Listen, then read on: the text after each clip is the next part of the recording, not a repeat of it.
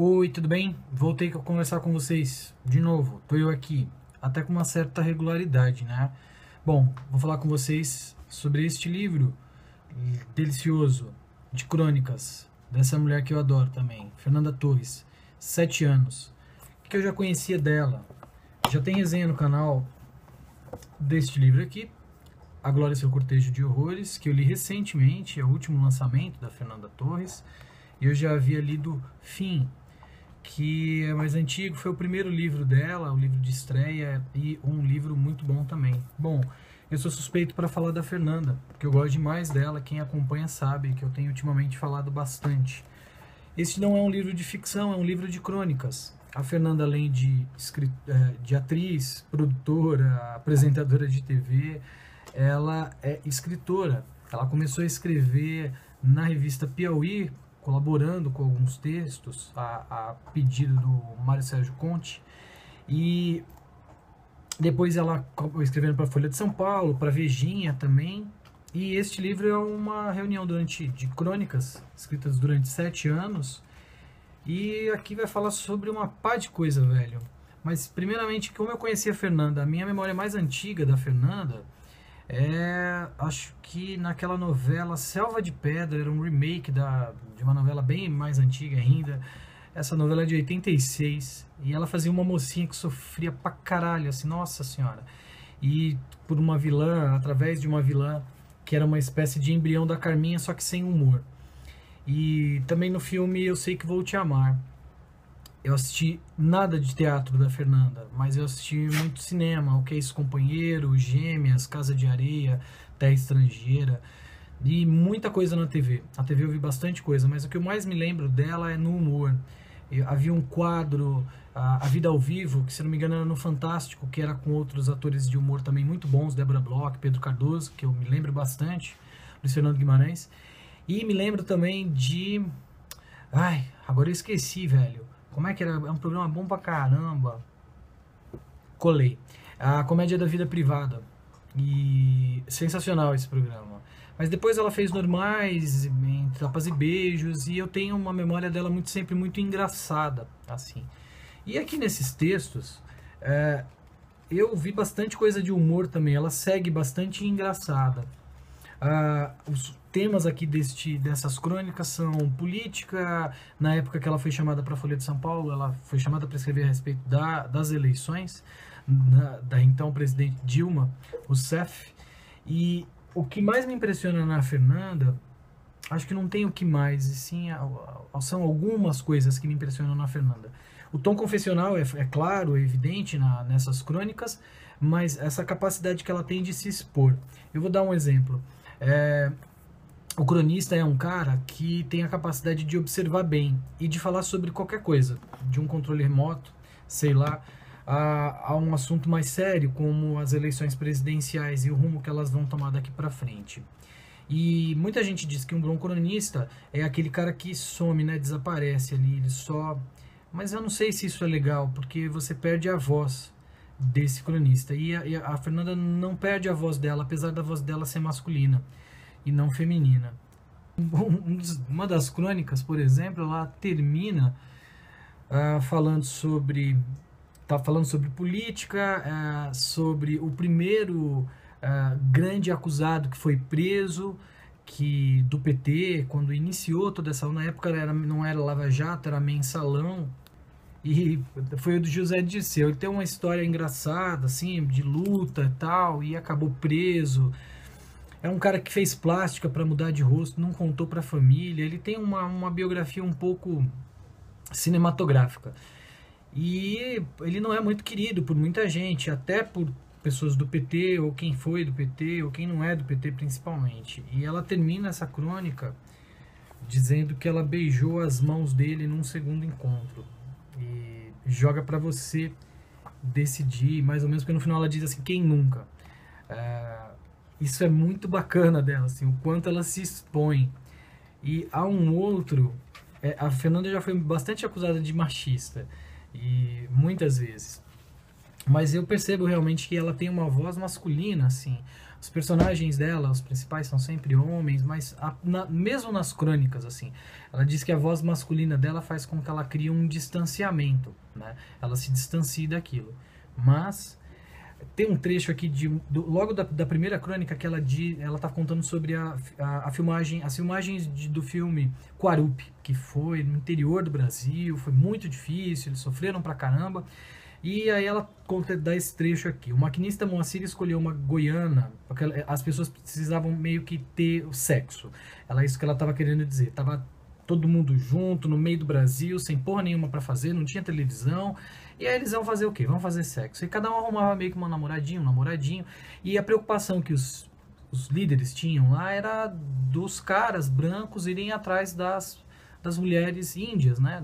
Principalmente de cunhatãs. Mas ela fala assim: o maquinista Moacir escolheu uma goiana muito, mas muito feia para receber os seus carinhos. Ninguém entendia, já que Moa era um malandro cestroso de alta estirpe. Um dia perguntei o porquê da amante. O moço sorriu matreiro: dá uma olhada na minha barraca. E eu dei, parecia o Palácio de Versalhes. A eleita era da equipe da limpeza. O teto esticado e a cama feita.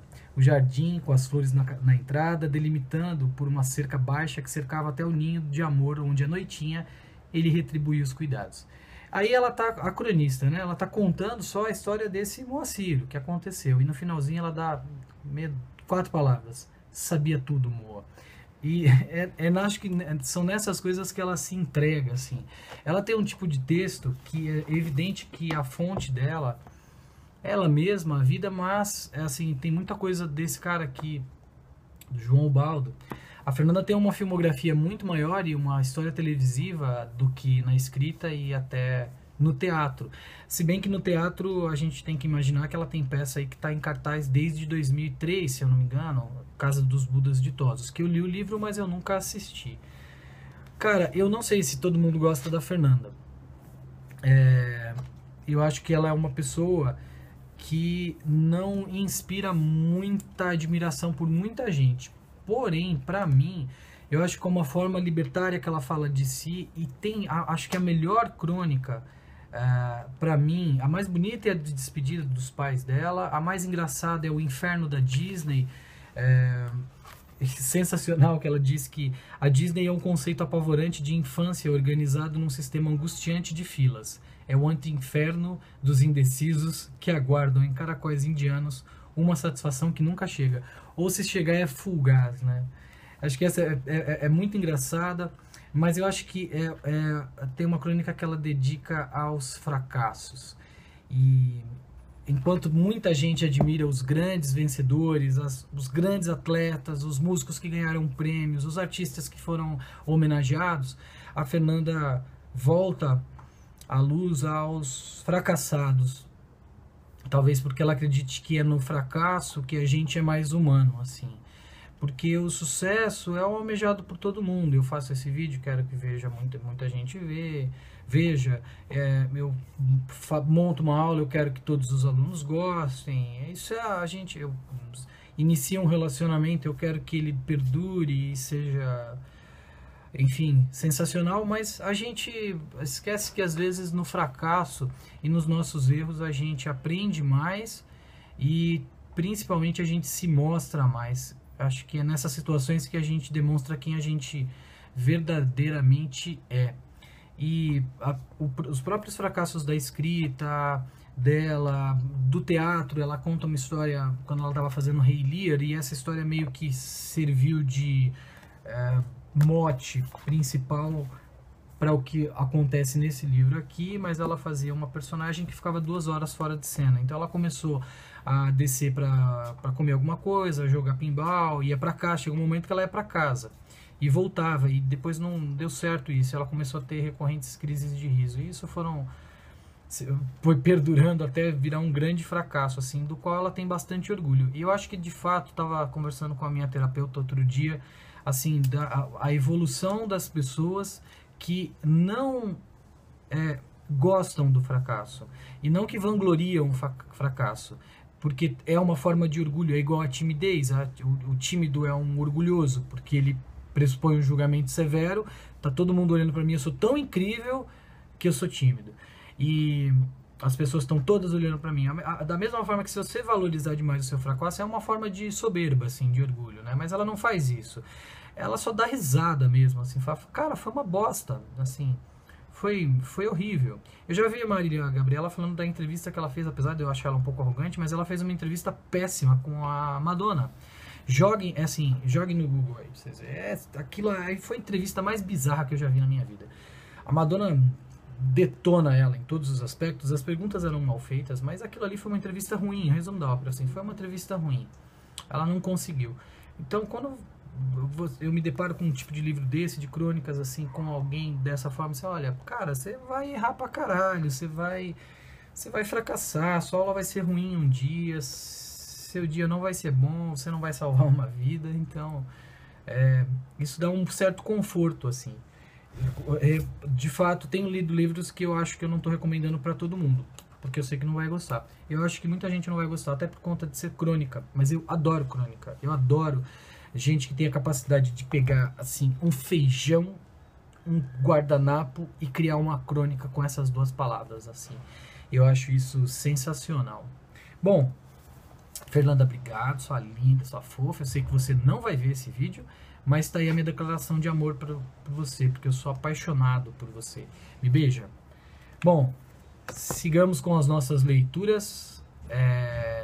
Esse ano tá até engrenando aí algumas coisas nas minhas leituras. Tô indo devagarzinho, mas tô chegando lá. Sem metas, tá bom? Se inscreve no canal se você gostou. Se você não gostou, não se inscreve, não tem problema. Não vou ficar magoado, não. E dá aquele joinha. Falou? Um beijo. Tchau pra vocês.